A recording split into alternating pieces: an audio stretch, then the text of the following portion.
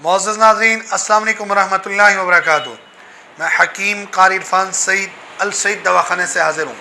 उम्मीद है आप तमाम दोस्त खैरियत से होंगे और अपने घरों में खुशनुमा होंगे।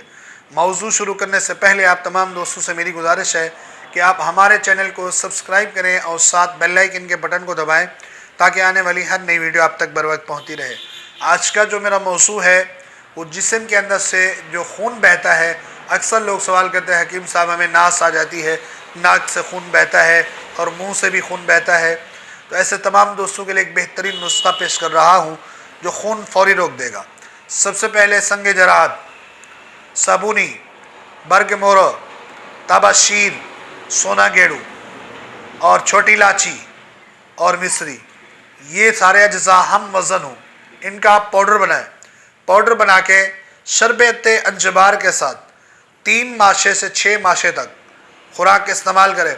इंशाअल्लाह अल अज़ीज़ बहते हुए खून को फौरी रोकने के लिए मुकम्मल कारगर है और बेहतरीन काम देती है।